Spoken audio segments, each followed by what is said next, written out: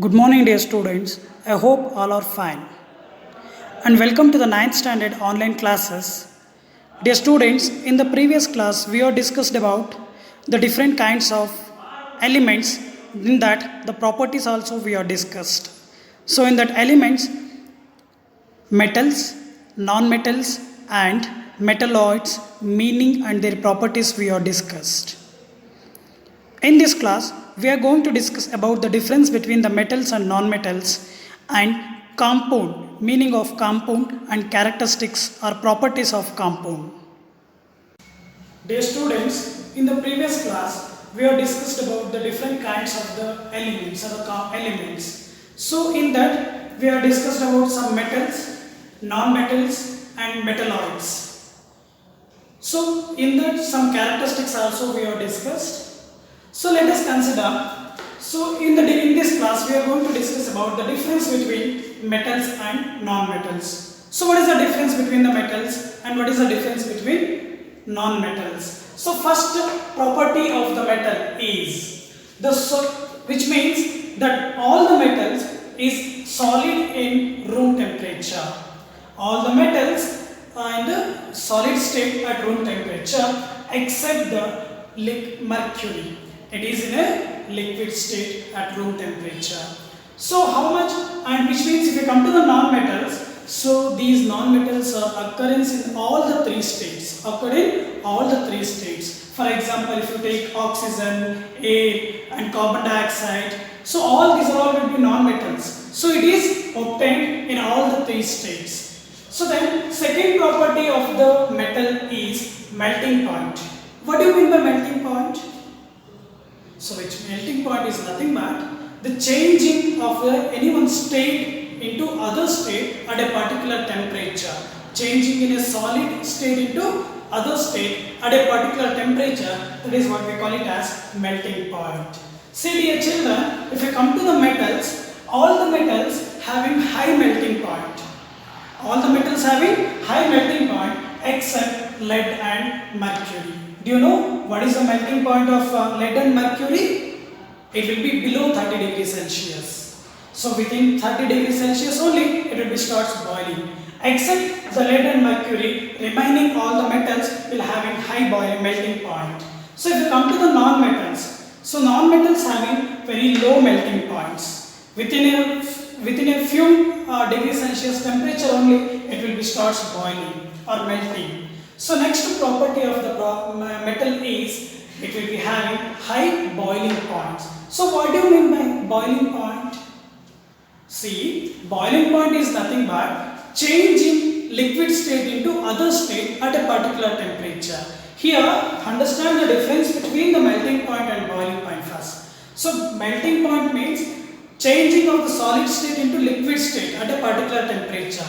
So boiling point is nothing but changing of liquid state into other state or gaseous state at a particular temperature. That is what we call it as boiling point. See, in the metals it will be having the high melting point, boiling point, but not in the non-metals. The non-metals having low boiling points. And one more very important property of the metals and non-metals is luster. What do you mean by luster? So luster is nothing but shiny in nature.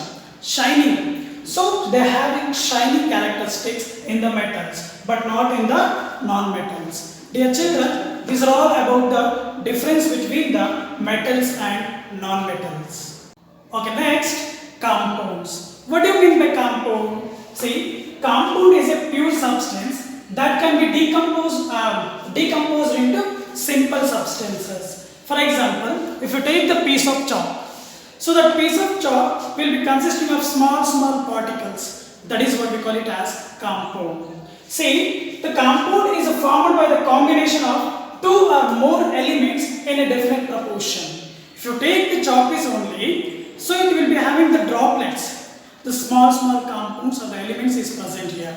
So this combination of one or two elements, so that is what we call it as, in a different proportion it will become the combination between the one or two elements at a definite proportion, that is will be formed as a one piece of chalk. It is the best example for a compound. So next, the properties. What are the properties of the compound? The first property is a compound cannot be separated into its constituents. So if you go, when we are going to break down the piece of chalk, it will become as a small piece of chalk only, but it cannot be changes their property, right now. So it is also one of the first property of the compound. So for example, if we bring the magnet near to the sample of iron sulfate, what will be happen when we are going to near to the magnet iron sulfate? The magnet will be kept in that near to the iron sulfate. See, here iron is also one compound and the combination between the sulfate is also one compound. See, when we are going to kept the magnet near to the iron sulfate or the iron nail, it will be attracts, right now. But in that attracted iron, the sulfate is also present. Is it right? Which means cannot be separated. Sulfate is also is present in that iron nail. When we kept the magnet near to the iron sulfate or the iron nail, that sulfate is also present in that iron nail, that will also attracts. So which means the first property of the compound will be a compound cannot be separated into its constituents. And then the second property of the compound. The properties of a compound is differ entirely from those of its constituents. For example, the water is made up of hydrogen and oxygen, right now. So this is also one property. Let us consider hydrogen is very helpful for the combustion. Hydrogen gas will be very helpful for combustion, and even oxygen gas is also very helpful for the combustion. Without the oxygen, combustion do not takes place. Combustion do not takes place. But do one thing. So this combination of hydrogen and oxygen will be used for control the fire. Is it right? Which means the property of a compound differ entirely. The combination between the hydrogen and the property of the oxygen totally different. But combining it will be forms, those will be which cannot be differ entirely. It will be completely differ. So totally differ. So this is also one kind of the second property of the compound. Next property of the compound.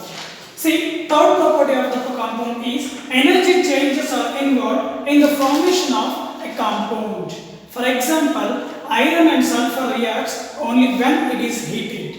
So in the normal state, the combination between the iron and sulfate should remain the same only. When we are kept into the near to the magnet, it will be attracts both. But the separation will be takes place when it will be applied, when we are going to apply some physical force or the chemical force. When we are going to apply that, it will be separated. For example, iron and sulfur can be separated by heating only. So which means energy changes are involved. Changing of an energy will be involved in the formation of the compound that will be required. And even some physical operators or the physical chain or the physical force it will be required. So that physical force is nothing but it is in a heat. In the example, separation of the iron and sulfur, heat is one kind of the separate, or it will be instrument to separate the iron and sulfur. So next compound of the property of the compound is the constituents of the elements are fixed proportion based on the by weight. The constituents of elements are in a fixed proportion. Example, in water. So as we know that the molecular formula of the water is H2O.